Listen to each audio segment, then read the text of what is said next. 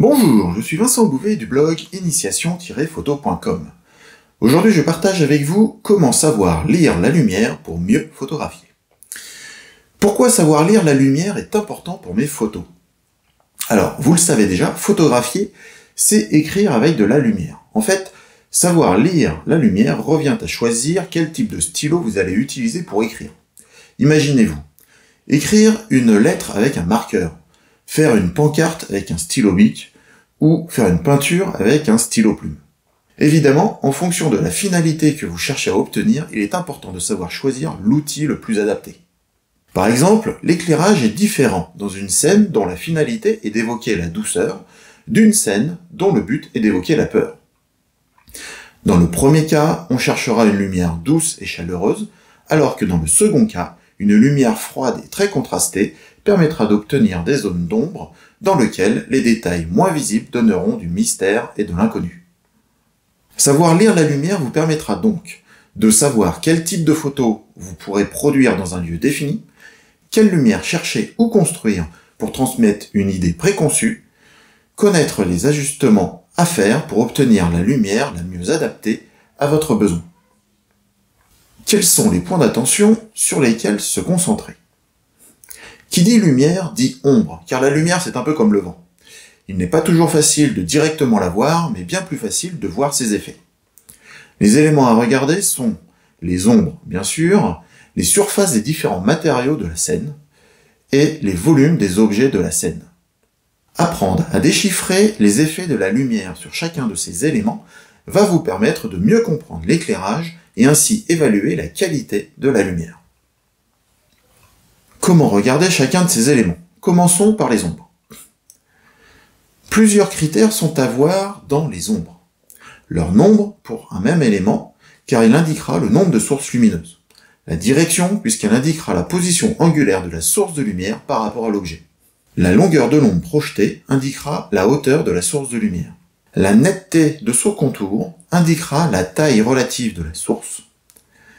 Et la progression du dégradé dans la pénombre pourra donner une information sur la distance de la source de lumière par rapport à l'objet. Considérons maintenant les surfaces des matériaux. Prêter attention aux surfaces réfléchissantes pourra donner des informations concernant la forme des sources lumineuses.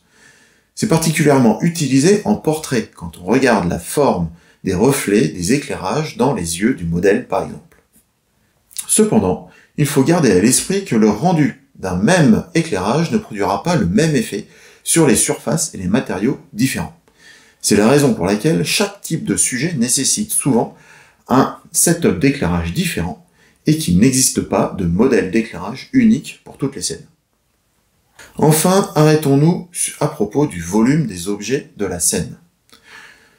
Photographier revient aussi à représenter un environnement réel en 3D sur une surface en seulement 2 dimensions.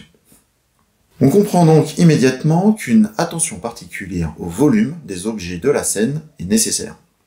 Restituer les volumes à l'aide de la lumière est ce que l'on appelle le modeler. Il repose sur la capacité du photographe à positionner correctement les ombres et les hautes lumières de manière harmonieuse dans le but de montrer distinctement les volumes du sujet. Dans cette pratique, il est classique d'utiliser de larges sources de lumière dans le but de placer des dégradés de lumière sur le sujet. Ceci est très utilisé en photographie de nus féminins, mais aussi pour correctement dessiner les courbes en général, comme on peut le trouver sur les photos de nature morte, avec des bouteilles par exemple. Ce qu'il faut retenir donc, c'est que lire la lumière ne suffit pas, car ce n'est que la moitié du travail, puisqu'il faut aussi savoir lire les sujets à photographier. L'art de photographier est donc de travailler à obtenir la meilleure adéquation entre la scène à photographier et la lumière disponible ou à mettre en place.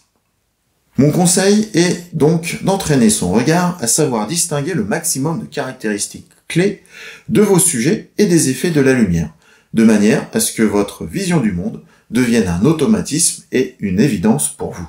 Le chemin est long et difficile, mais il en vaut vraiment la peine. Si vous avez aimé cette vidéo, je vous invite à cliquer sur le pouce vers le haut, à vous abonner à ma chaîne YouTube pour être averti de chaque nouvelle vidéo, Mais le top du top est de vous abonner à mon blog initiation-photo.com en scannant le QR code affiché à l'écran. Et en échange, recevez gratuitement mon guide sur le chemin de votre inspiration. Merci beaucoup, au revoir et à bientôt.